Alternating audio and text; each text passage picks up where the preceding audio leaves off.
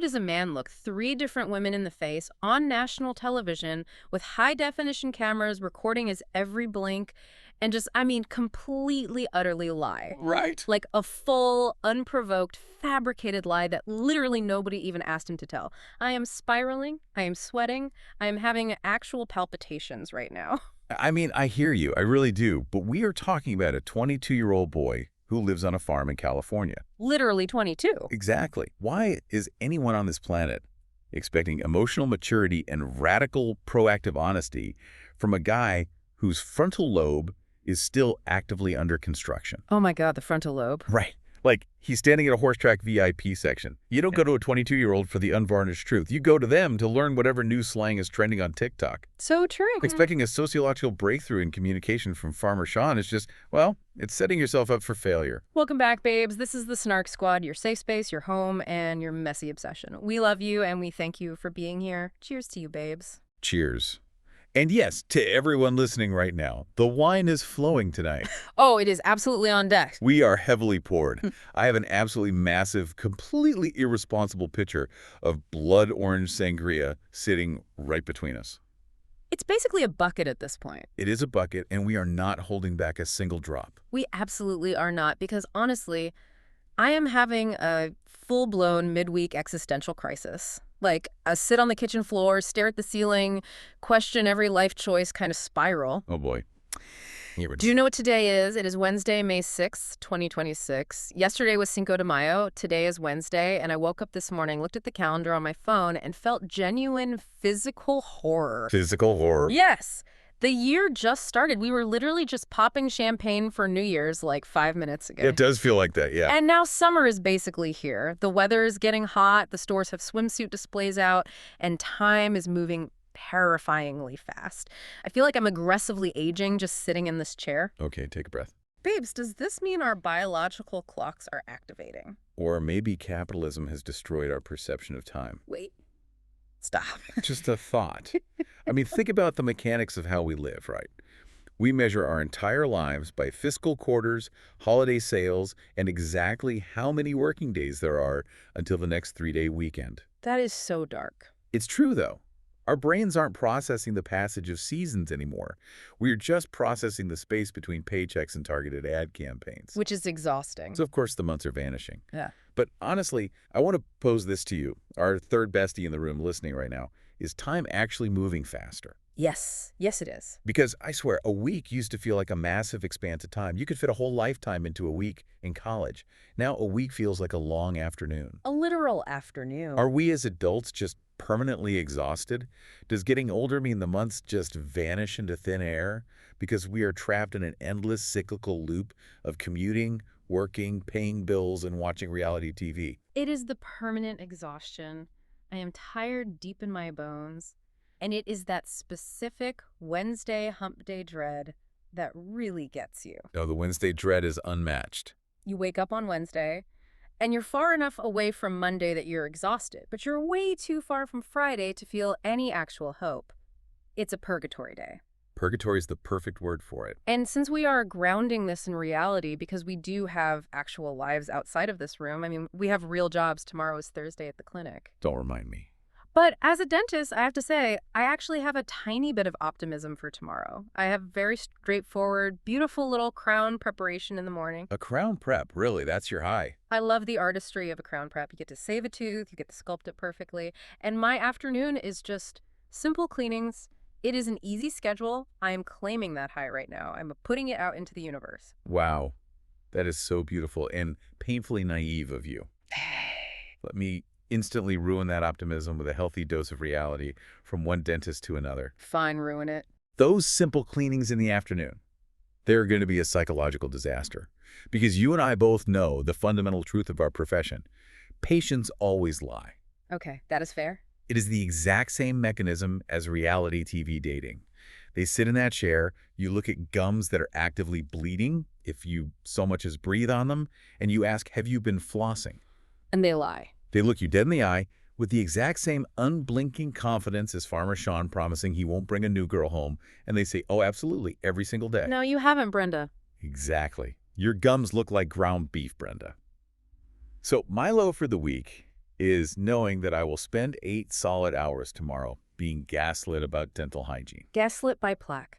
Literally, I am actively praying for patient cancellations just to get through this midweek exhaustion. If my 2 p.m. cancels, I might actually cry tears of profound joy. I will light a candle for your 2 p.m. cancellation. I really will. But to get us through this midweek slump, to get us through this psychological warfare of men on farms and patients in dental chairs, we have our emotional support system ready. Yes, we do. I need to confirm to the Snark squad right now, the snacks are absolutely on deck. We have a massive, bubbling, perfectly baked bowl of buffalo chicken dip and a family-sized bag of tortilla chips sitting right here. If you hear crunching, no, you didn't. Exactly. You heard absolutely nothing. But we have to talk about why buffalo chicken dip is the most elite tier of snack food, particularly for reality TV viewing. It really is top tier. There is something about the combination of shredded chicken, exorbitant amounts of cream cheese, sharp cheddar, and hot sauce that just hits the soul. It's the grease. It is greasy, it is terrible for your cholesterol, and it is the only substance capable of absorbing the sheer audacity of reality TV mess. You cannot watch a dating show with a kale salad. God, no. It is physically impossible. Your body will reject it. You need high-calorie, emotionally supportive dips to process the trauma happening on screen. It is essentially neuroscience. The fat and the grease actively coat your nervous system. Wow, science. No, seriously. When you watch a 22-year-old farmer promise a girl he won't bring someone else home and then instantly do it, that triggers a stress response. Your cortisol spikes. My cortisol is spiking just thinking about it. Right. So the buffalo chicken dip acts as a protective barrier to keep your brain from completely short-circuiting. It grounds you. I love that for us. And honestly, analyzing our own coping mechanisms leads perfectly into something we wanted to do today before we get to the actual recap. Oh, yes, we have to do this. We have been reading your DMs, we see your comments in the Snark Squad community, and we notice some recurring themes. People have opinions on us. So many opinions. So we're going to do a little segment right now called Misconceptions About Us. Oh, I love this so much. I have my list right here. We each picked 2 misconceptions that people have left in our comments, and we are going to read them and respond. Go for it. I will go first. Misconception number 1. You guys don't actually have jobs. All you do is sit around drinking and talking about television. Oh, if only. Okay, babes, let me get defensive for a hot second. First of all, as we literally just discussed, dentistry is our actual grueling real life. Highly grueling. We drill teeth, we do root canals, we deal with insurance companies, which is a whole other layer of bureaucratic hell. Life is way too expensive not to work. It really is. Do you know how much a good bottle of sangria costs now? Do you know what my rent is? Don't look at your rent, it'll ruin your day. If I didn't have a very demanding job, I would not be able to afford the premium ad-free streaming subscriptions required to watch all this mess without losing my mind. Exactly. So yes, we work incredibly hard so that we can snark incredibly hard. It is a balanced ecosystem. It is an ecosystem. Yeah. And honestly, the manual, meticulous labor of dentistry actively prepares us for the mental gymnastics of dissecting reality TV. So true. All right, here's my first one. Misconception number 2. You guys are unhealthy because you're always talking about drinking sangria and eating junk food. Oh, they came for us. Okay, listen, you might have a point. We probably are a little unhealthy physically in this specific moment. My sodium levels right now are likely concerning. The dip is very salty. It is. But let me tell you something about mental health, the psychology of decompression. Wine and greasy snacks heal emotionally. Say it louder. I spend my entire day in a sterile, white, aggressively clean environment. I wear scrubs, a tight mask, and a plastic face shield. Everything is regimented. It's basically a hospital. Everything is measured in millimeters. Yeah. When I come home, I do not want structure. I want chaos. I want red wine that visibly stains my teeth. And I want melted cheese. Yes. It is a psychological counterbalance. It is holistic wellness. Holistic wellness. Put that on a vision board immediately. Yeah. Okay, my second misconception, and this one actually hurt my feelings a little Wait, bit. which one? Misconception number 3, you guys are just bitter and hate men. Oh, wow. Okay, wait, time out. Pause. I need to get emotional for a second because this is so fundamentally untrue. Babesy, we love love. We really do. I am a hopeless romantic to my absolute core. I cry at weddings for people I don't even know. If I see an elderly couple holding hands at the grocery store, I am weeping in the produce aisle. You literally cried over a commercial last You week. did. I want these farmers to find their wives. I want them to ride off into the sunset on a massive John Deere tractor. Okay, maybe not a tractor, but sure. What I hate is poor communication. I hate men who lack the emotional vocabulary to pick a lane. I hate manipulation. Yeah. If holding grown men accountable for lying to multiple women makes me a man-hater, then I guess the bar is just that low. Right. But I just want better for these girls. I want functional partnerships. Preach. The baseline standard for male behavior on reality television is literally subterranean. It's on the floor. It's below the floor. And Yeah. we just happen to be the ones with the flashlights pointing it out. We don't hate men. We hate cognitive dissonance disguised as romance. Exactly. All right, my final misconception. Number 4. You think you are better than these reality stars. Oh, I can't wait for this response. Okay, here's some chaotic self-awareness for you. I don't think I am better than them. I know I am better than them. I am screaming. And let me be very clear. It has nothing to do with morality or intelligence or beauty. It is purely, fundamentally based on the fact that I possess the baseline level of self-preservation required to not date man on national television while sharing a single bathroom with 5 other women. A single bathroom. That's it. I just have functioning survival instincts. They willfully went on a show to fight over a man who owns alpacas. Therefore, yes, my life choices are currently superior. The self-preservation. I am dying. But honestly, going through these comments, it sends me into another internet culture spiral. It really does? Like, receiving mean comments hits so incredibly differently when it is directed at you personally. When you are just scrolling through TikTok or Twitter, you see drama and you kind of laugh it off, it feels abstract. Right, because it's not you. But when you open your own DM and someone is directly telling you that you are a bitter, terrible person who drinks too much, it stings. It actually hurts. Of course it does. And it makes me wonder, are people getting meaner online, or is everyone just being aggressively honest because they have a screen to hide behind?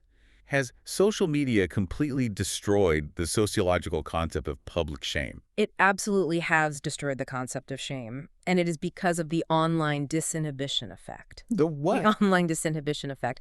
10, 15 years ago, if you wanted to hurl a devastating insult at a stranger, you had to physically put in effort. You really did. You had to write a letter to the editor of a newspaper, or yell at them from a moving car, or confront them at a town hall. There was friction. Now there's nothing. Now there's zero friction. You can lay in bed in your pajamas, eating dry cereal out of the box, and type the most psychologically damaging, soul-crushing sentence to a stranger halfway across the world and then just roll over and go to sleep. That is so scary. There are no immediate social consequences. Nope. You don't have to look at their face when they read it. Our generation is completely desensitized to it because it happens in a digital void, but it doesn't mean it doesn't leave a real psychological mark on the recipient. Babes, some people wake up and choose violence in comment sections. They stretch, do a little yoga, have a sip of their iced matcha latte, and are just out for blood before 9 a.m. And somehow those people always have anime profile pictures. Oh my gosh. Without fail. If you see Naruto or Sailor Moon in the avatar, prepare for the most blistering academic critique of your entire existence. It is the golden rule of the internet. Never argue with an anime avatar. You will lose every single time. Every time. Okay, let me pour us both another massive glass of this sangria because we need to pivot. Please do. All of this talk about deception, forced proximity, and psychological survival leads us perfectly into the recap. We have so much to talk about. So much. We are officially unpacking Farmer Wants a Wife, Season 4, Episode 3, titled Thank God She's Not Blonde. An incredible, highly specific title, honestly. Let's set the scene. So the episode kicks off, and the producers decide to execute a classic isolation-breaking maneuver. I love when they do this. They take all 3 of our farmers, Braden, the 26-year-old from Illinois, Sean, the 22-year-old from California, and Brett, the 35-year-old from Tennessee, and all of their remaining women, and throw them out of their comfortable farm environments into a massive, high-stakes group date. A recipe for disaster. And where do they go? They go to the Laurel Park racetrack in Maryland. The outfits. We have to talk about the outfits before we talk about anything else. Oh, you have to. It was giving Kentucky Derby on a budget. The girls were in these bright, structured floral dresses, wearing the biggest, most elaborate fascinators and fancy hats. They clearly spent hours getting ready. They really tried. And the farmers are just standing there in their absolute standard uniform. Cowboy boots, jeans, and a slightly nicer button-down shirt. The bare minimum. And the bro bonding between the farmers, they were all standing there like, how's it going, man? Did you kissing anyone? Oh, yeah, I kissed a girl. Oh, wow, I'm keeping it PG. It was painful. It was the most awkward, stilted locker room talk I've ever seen. It felt so performative. It was incredibly performative. It is Yeah. this weird clash of toxic masculinity and rural stoicism. Yes. They know they're supposed to talk about their conquests, but they also want to appear like gentlemen on television. So Brett says, yeah, I had a kiss. And Braden gets completely flustered and says, I would have been weird if I did kiss her, I'll put it that way. Like, cool guys, very smooth, Yeah. very natural dialogue. But then the absolute chaos starts. Host Kimberly Williams Paisley walks into the VIP section, looking stunning, of course, and drops the mother of all producer twists. I was yelling at my screen. She looks at the guys and says, to give you every chance of finding your special person, I asked your family and friends to choose one more lady for you to meet. And in walk 3 brand new women. The looks on the faces of the original girls. If looks could kill, the Laurel Park racetrack would be an active crime scene. Absolute panic. You could see the sheer panic wash over them. But let's pause here because I need your snarky, analytical brain on this. I actually thought it was kind of sweet. Sweet. Yes, the idea that their families care enough to pick someone for them. Maybe their moms genuinely saw a girl in town and thought, she is perfect for my son. What are your thoughts on this family twist? Okay, stop right there. Sweet fate. You are letting your hopeless romantic side completely blind you to the glaring neon sign producer mechanics at play here. Am I? I was spinning about this twist for hours. I was deep in the Reddit threads, and user Doggy Sit articulated my exact logistical nightmare. What did Doggy Sit say? They said, my favorite part is that the parents picked this girl out to you. They came from all over the place, so that seems highly unlikely. If mom and dad knew them before then, but why keep them a secret? Ooh, that's a good point. And Doggy Sit is 100% correct. Let's actually look at the supply chain logistics of this casting. Supply chain logistics of casting. I love when you get analytical. Break it down for me. Look at the geography. Shyler, the new girl for Braden, is from Illinois. Okay, fine. Braden is from Illinois, maybe local. I will give you a 10% chance that's real. 10% is generous. But Rihanna, the new girl for Sean, is from Maryland. Sean lives in California. Are you genuinely telling me that Sean's parents in Solvang, California are just casual besties with a random 22-year-old surgical tech living in Maryland? And they're like, oh, we should totally fly her out for Sean. Okay, when you put it like that, no. No. And Sophia, the new girl for Brett, is from North Carolina. Brett lives in Tennessee. This is not fate. This reeks of a producer manipulation mechanism. It is painfully obvious now that you say it out loud. So what do you think actually happened? What happened is standard reality TV protocol. The producers absolutely scoured the casting databases, found 3 gorgeous girls who either got cut at the very last minute during finals week or were intentionally held back in hotel rooms as wild cards. Well, wild card girls. Exactly. And then they called the parents on speakerphone and were like, hey, read this cue card that says you picked her. We need to manufacture a spike in anxiety because the original girls are getting too comfortable. That is so devious. It's a total setup to create destabilization. And let's look at the weapons of mass destabilization they brought in. We have Shyler, 26, a literal flower farmer from Illinois for Braden. We have Rihanna, 22, a surgical tech from Maryland for Sean. And we have Sophia, 26, a med spa coordinator from North Carolina for Brett. The absolute wreckage these 3 women cause is going to sustain me for weeks.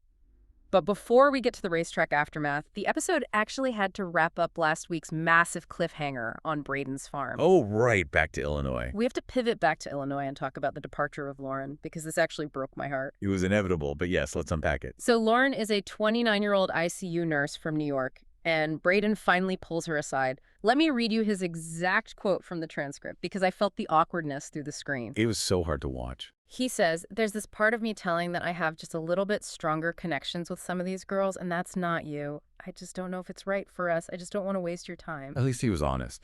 He was. And Lauren, bless her absolute heart, takes it on the chin with so much grace. She doesn't cry. She doesn't beg. She just says, I don't want you to keep me around if you're not interested. Very mature. And as she's packing her bags and leaving the farm, she drops the ultimate, most healthy line I've ever heard on a reality show. No risk, no reward. Which is such a fundamentally healthy, grounded way to view going on a reality dating show. It really is. She risked it. She put herself out there. There was zero romantic connection. And she leaves. She goes back to saving actual human lives in a New York ICU. Good for her. Braden says, Lauren's a great girl, and she took a chance on me, and I took a chance on her, but it was clear from day one they had absolutely nothing in common. Nothing at all. He couldn't even make sustained eye contact with her when he was sending her home. He was just staring at the dirt, completely conflict avoidant. Typical. But the real psychological study begins literally the morning after he sends her packing. Braden introduces the remaining girls to farm life, and it is the most unhinged, manipulative date I have ever seen. The poop scooping. I could not believe my eyes. I had to rewind it twice. It was madness. He brings the 4 remaining girls out, Brittany, Cameron, Carson, and Casey, and points to a massive, filthy, mud-caked tractor. And he says, hey, y'all grab rags, start scrubbing the wheels. Start from the top and work your way to the bottom. Just go side to side, let it all drip down. Let it all drip down. Ew. He made them hand wash his heavy agricultural machinery. And then, to make matters so much worse, he takes them over to the alpaca pen. The alpacas. And he says, these are alpacas. Just be careful, though, because sometimes they can spit. Whoever scoops the most poop gets the next solo date. Yeah. I'm sorry, what? I was crying laughing. First of all, let's look at the power dynamics at play here. The absolute audacity to incentivize the manual labor of picking up animal feces with the promise of a romantic date. It is not courtship, it is psychological warfare. He is gamifying unpaid farm labor. Exactly. But sociologically, it acts as a perfect high-stress backdrop for the absolute toxic mess brewing inside the house. Because while they're out there shoveling alpaca poop and competing for his affection, the other girls are actively seething over Carson. Ah, yes, the Carson conundrum. Okay, so let's break this down. Carson is 25. She's a personal trainer from Tennessee. Right. She got the very first solo date with Braden. They kissed, they had sparks, and she is soaring. She feels completely secure. But the other girls, specifically Brittany and Casey, are spiraling out of control. They are losing their mind. They pull Braden aside during the power washing segment, and Casey drops the bomb. She tells him, when we're all around Braden, me and the other girls have noticed she's a completely different person. She has said some not-so-nice things even about him when the cameras are gone, and I don't know if her intentions are pure. Ah, the classic here for the right reasons trope. It is the oldest play in the reality TV playbook. Never fails. Never. But here is the fundamental problem, and this is where my analytical brain gets incredibly frustrated. They gave 0 concrete examples. Not at all. They just threw out vague, sweeping accusations about her character. And when Braden actually has the emotional intelligence to confront Carson about it, which, by the way, massive props to Braden for actually communicating and not just letting it fester, he asks her point blank. What did he ask? He says, how's everything going in the house? From the outside looking in, it looks like everybody's best friend. And Carson's response was an absolute masterclass in reality TV survival. She doesn't get defensive. She doesn't yell. She gets intensely, weepily vulnerable. The tears work perfectly. She tells him, there are moments where it's me against the world. There's a target on my back. There have been conversations that make it very clear that they are upset with the time that I have with you. And Braden eats it up. He swallows it hook, line, and sinker. He literally says in his confessional, with me, I see that vulnerable side of her, and, it's hard for me to think that she's faking that. It was brilliant psychological deflection. It's also a soft form of Darvo. Darvo, what is that? Deny, attack, and reverse victim and offender. She didn't address the specific claim that she was two-faced. She completely shifted the narrative to make herself the victim of a jealous mob. That is wild. And I have to agree with Reddit on this one. Right. User Potato Pata said it perfectly. They wrote, so what Brittany said about Carson was a big nothing burger. And now this other girl has nothing concrete to say. I think Carson is kind of annoying, but that's it, lol. A big nothing burger. The girls brought up a nothing burger. If you are going to launch a coordinated strike to take out the front runner in a dating show, you need receipts. You need exact quotes, you need dates, you need times. You have to come prepared. You can't just say she's mean off camera. Carson flipped the script, became the victim of bullying, and actively solidified her trauma bond with Braden. It was highly manipulative, but from a strategic standpoint, you have to respect the gameplay. Okay, I hear your analysis, and I do respect the gameplay, but I have to push back. I also feel incredibly emotional for the other girls. Why? They had no evidence. Because imagine living in a highly isolated house, cut off from your friends and family, where one girl is getting all the affection. You feel in your gut that she's faking it. You hear her making snide comments when the mics are off, but you don't know how to articulate it to the lead without looking like the crazy, jealous villain. I mean, I guess. It's an impossible lose-lose situation. They are trapped. But just when Carson thinks she has completely secured the bag and eliminated the threat, boom! We cut back to the racetrack, and Kimberly Williams-Paisley introduces Schuyler. Enter Schuyler, the 26-year-old flower farmer. And let me tell you, Schuyler played her hand perfectly at the Laurel Park after-party. She really did. She sits down with Braden, and she didn't just burn her pretty face. She brought a physical prop to anchor his memory of her. The tulips. She brought tulip bulbs. She looks at him and says, I have a flower farm, and I brought you some tulip bulbs. We can plant these at your farm, and then they'll come up in the spring, and then you'll remember me. It was so incredibly smooth, and Braden was instantly smitten. You could see the literal cartoon stars forming in his eyes. He was a goner. He asks her the ultimate compatibility question, can you see yourself moving? And she hits him with the greatest line in reality TV history, you can grow flowers anywhere. It was a very good line. Stop it. Put that in a Nora Ephron rom-com right now. He is instantly sold. I want to ask the listener right now, do you think Schuyler is actually the perfect match for him because she fundamentally understands agricultural life? Or you think she is just a shiny new object distracting him from the exhausting drama with Carson? Oh, she is definitely a distraction. Because honestly, I think she might genuinely be his wife.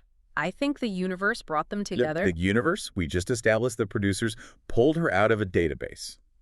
I'm sorry, I cannot let you run with this fate narrative. Why not? She is a highly effective, calculated distraction. She represents an easy, uncomplicated, drama-free connection compared to the exhausting me-against-the-world trauma bonding that Carson is forcing him into.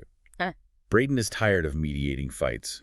He wants to look at a pretty girl who talks about tulips. Fair enough. But listen, as much as Braden is being manipulated by chores and producer plants, we cannot linger on him. We have to pivot. We have to transition from Braden's chore manipulation to the absolute most toxic verbal manipulation of the entire episode. We have to talk about Sean's web of lies. Oh my God. Sean, 22-year-old farmer Sean from California. Where do we even begin with this disaster? We begin with the promise, the fatal, entirely unforced error. So let's look at the mechanics of what happened. Sean is at the racetrack. He has his original girls there, including Emily, the 25-year-old from Florida, and Macy. Right. The new girl, Rihanna, arrives. The original girls are visibly panicked. They are pacing, they're whispering. And what does Sean do? He ruins his own life. He sits down with Macy and he voluntarily, without being threatened, without an ultimatum, says, I don't think I need to add one more in the equation. To bring another girl into that equation is not respectful for you guys. I couldn't believe he said that out loud. He kept going. He said, I think they would be like, well, if you're going to bring another girl into this equation, what's the point of us even being here? Macy immediately runs and tells everyone. Emily is relieved. They all collectively exhale. They think they are safe. He literally tells them what they want to hear purely to pacify them. He is terrified of conflict. He sees these women looking stressed, and instead of being an adult and saying, hey, it's the process of the show, I have to at least meet her and see if there's a connection, he makes a definitive, ironclad promise he has absolutely no intention of keeping. Not at all. Because what happens next? He sits down with Rihanna, and Rihanna is gorgeous. She's 22, she's a surgical tech, and she immediately starts dropping her impressive resume on him. She says, I start medical school in June. I want to be a surgeon. I need a strong man next to me. Which, pause. Let's look at that specific statement. Reddit user Milady pointed this out, and it is completely baffling. Let's hear it. They wrote, I like her too, but man, Maryland all the way to California. Right. And just starting med school. That's a lot on top of a new relationship. Let's break down the actual timeline and possibility here. Yes, please. If you are starting medical school in June in Maryland, how on earth are you moving to a literal farm in California? Medical school is not a remote job you can do via Zoom from a tractor. You cannot Zoom into surgery. You have anatomy labs, you have clinicals. The logistical math is completely broken. The math is fundamentally shattered. But Sean doesn't care about logistics. He doesn't care about geography. He is a 22-year-old boy. He really is just a boy. Rihanna looks deeply into his eyes and says, "You have to be present in the moment. You have to be here now." I actually have a tattoo on my ribs that says, "Be here now." And Sean's mind is completely blown. Blown to pieces. He acts like she just handed him the secret scrolls of the universe. He's sitting there like, whoa, this girl really has a heart, and she really kind of opened up my mind. And then he invites her back to California. He says, "I would like to invite you back to California." And she says yes. But the absolute best, most revealing part of this entire sequence is Sean's conversation with his buddy Vince before he makes the decision to invite her. Oh, Vince. This is where we see the male brain operating in real time. Sean pulls Vince aside and says, "Dude, that conversation low-key changed my mind." The only thing I'm worried about, though, is just like, I just think the other girls already, almost feel like I'm not going to invite this girl home. Almost feel I like. know. And then he says, "My biggest concern is I feel like it kind of makes me look like a liar in this whole process." It makes you look like a liar because you lied. I was physically screaming at my television screen. You are a liar. You lied directly to their faces. Calm down, breathe. I can't. And the aftermath was incredible. The girls are all standing together, feeling secure, and Rihanna walks over and announces she's coming to California. Emily's jaw literally hits the floor. It was amazing television. Let me read Emily's exact quote, because the betrayal is palpable. He literally just told us he wasn't anymore. When he verbatim said she's not coming back to California, I wasn't okay with the fact that he told us one thing and then did another. That is kind of what ruffled feathers the most. Another girl chimes in and says he's not a man of his word. It is the ultimate reality TV unforced error. If he had just said nothing, or if he'd used generic reality TV speak like, "I'm keeping my options open and trusting the process," the girls would have been annoyed. But they couldn't call him a liar. Exactly. They couldn't attack his character. But he wanted to be the good guy in that specific 5-minute window. He wanted the instant gratification of Macy looking at him and saying, "That shows a lot about your character." He wanted the praise, and he lacked the foresight to care about the long-term consequences. So foolish. As Reddit user Bill's Mafiago elegantly put it, no Sean, just no life. Sean, just, no, I need to put that on a t-shirt and wear it to the clinic. I just can't handle the toxicity. Why do men lie when they know there are literal camera crews with boom mics recording their every single word? Do they forget about the footage? Do they think the producers are going to protect them in the editing room? It drives me insane. I will explain exactly why. It's because he lacks emotional object permanence. Emotional object permanence. Yes. In cognitive psychology, object permanence is the understanding that objects continue to exist even when they cannot be seen. Emotionally speaking, for a 22-year-old guy avoiding conflict, if a woman is not standing directly in front of him crying, her feelings cease to exist in his brain. Oh, wow. That actually makes so much sense. He only deals with the stimulus directly in front of his face. Macy was in front of his face, so he pacified Macy. Yeah. Then Rihanna was in front of his face, so he pacified Rihanna. It's highly reactive and completely devoid of strategy. Zero strategy. But listen, let's pivot. Let's move away from the active, chaotic deception of youth and travel over to Tennessee to check in on the passive, agonizing stoicism of our 35-year-old Brett. Brett Maverick. Okay, we have to talk about the deeply uncomfortable vibe on Brett's farm. It is so uncomfortable. He has these beautiful girls, Cassie, Hannah, Heather, Quinn, Stephanie. He takes them out to feed the cows, and it is so incredibly quiet. You can hear the wind blowing. He says in his confessional, "The misconception is when you first meet me, I'm pretty stoic and more reserved. But the more you get to know me, I like to joke a lot, have a lot of fun, even though it may not seem like that at first." I am still waiting to see the fun. I'm waiting for a single joke. Me too. Because I agree with Reddit user Clean Library 6486, who said, "Brett is so dry and gives nothing, lol. He makes me feel awkward just watching." He really does give nothing. He is objectively handsome, sure. But the conversations are just him staring into the middle distance while the girls desperately, frantically try to fill the dead air. It is exhausting to watch. It is. The psychology of the strong, silent type is that it forces the other person to overcompensate, which breeds deep insecurity. He is very stoic, and it is driving Quinn absolutely insane. So Quinn is 26 from Idaho. She already feels shaky. And when the new girl, Sophia, this gorgeous 26-year-old blonde med spa coordinator from North Carolina, walks into the racetrack, Quinn completely and totally spirals. She lost it. She says, "I think when I saw Sophia walk out, I was just like, oh no, she's a hot blonde. She's stunning." and Quinn ends up pulling Brett aside at the after party to confront her own insecurities. And Quinn delivers what might be the most alarmingly self-aware monologue of the entire season. It was shocking. She looks at Brett and says, I just really need attention. I'm a little bit extra, more high maintenance than like a normal girl. And I'm also really, really suffer like codependency, like having to be with them 24/7, needing constant validation, like literally not being able to leave their side, like freaking out. I couldn't believe she said all that out loud. And then she takes a breath, pauses, and says, so that's a little toxic, right? I gasped.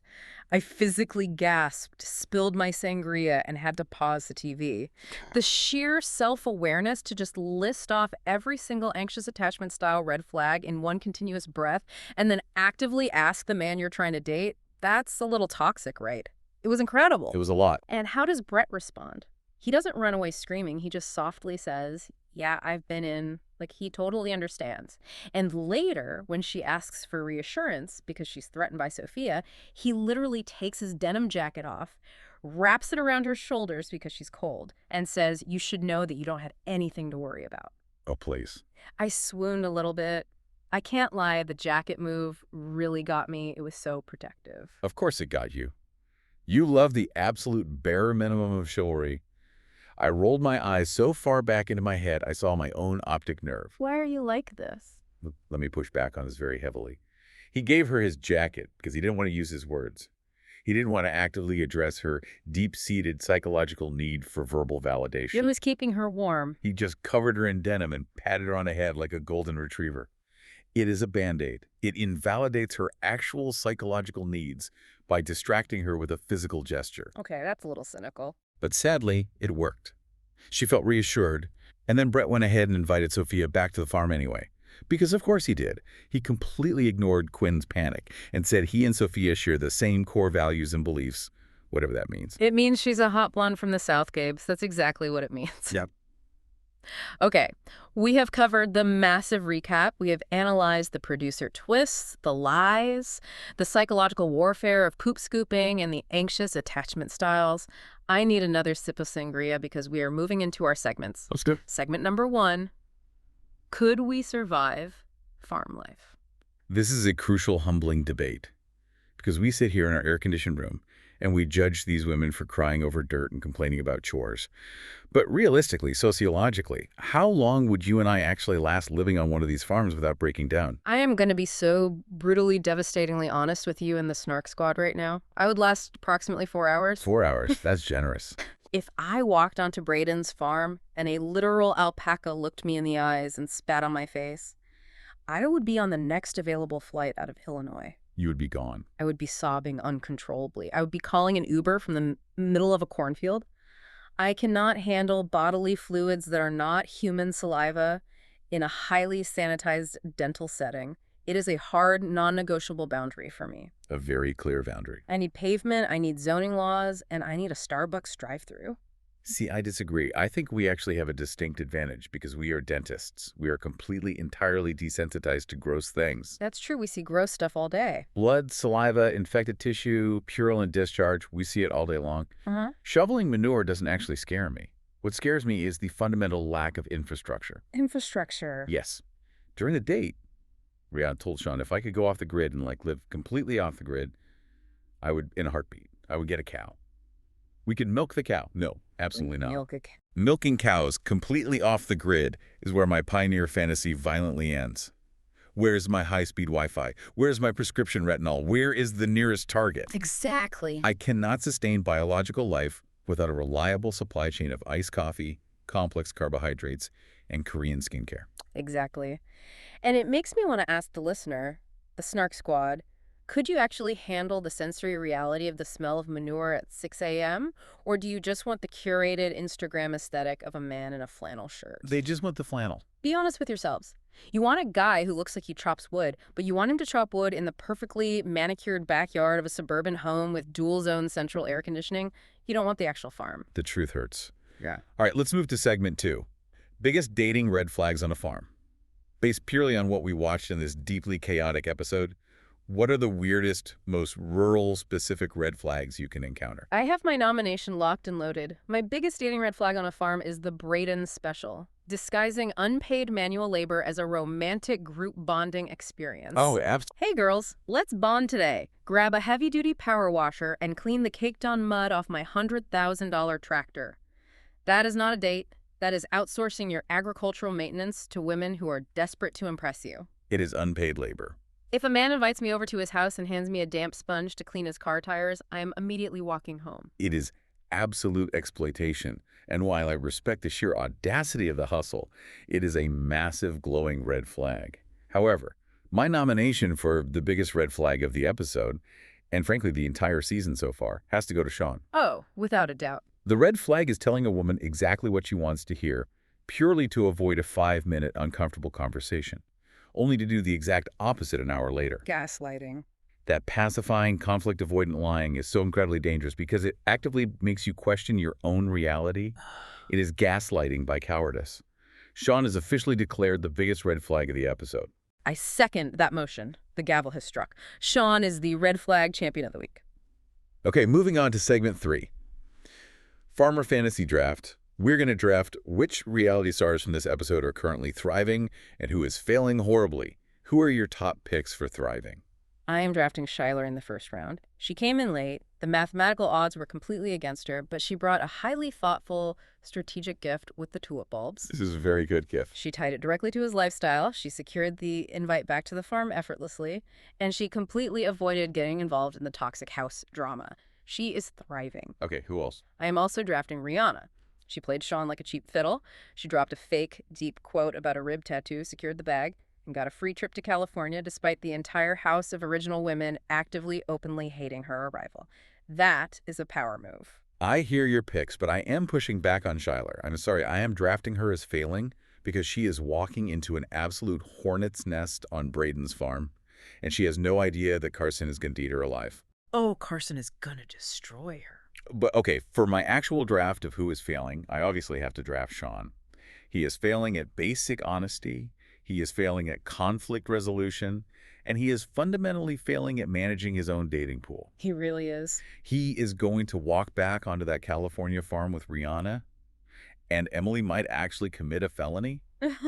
I am also drafting Lauren, sadly, because she did get sent home, and no risk, no reward only works if there is an actual reward. That's fair. And finally, I am drafting the original girls on Braden's farm, Casey, Brittany, because they are failing to provide actual tangible receipts against Carson. If you are going to launch a coup d'etat, bring hard evidence they failed the assignment. They absolutely did. They brought a knife to a gunfight. All right, our final segment before we wrap up our weekly spiral. Touch grass energy. I love this segment. This is where we diagnose which cast members desperately need to log off, go to therapy, step into nature, or all of the above. I will start. I am prescribing intense therapy for Quinn, and I say this with so much love because I deeply appreciate her self-awareness. But babes, if you are openly admitting to a man on week 2 that you have toxic codependency issues, need constant validation, and will freak out if you leave his side, you need to talk to a licensed professional, not a 35-year-old stoic cattle rancher from Tennessee. Exactly. Brett's denim jacket is not a substitute for cognitive behavioral therapy. It really isn't. It is just a textile. And I am prescribing a massive, unprecedented dose of touch grass for Sean. Oh, he needs it the most. He needs to physically lay face down in his own California dirt and realize that his actions have real-world emotional consequences.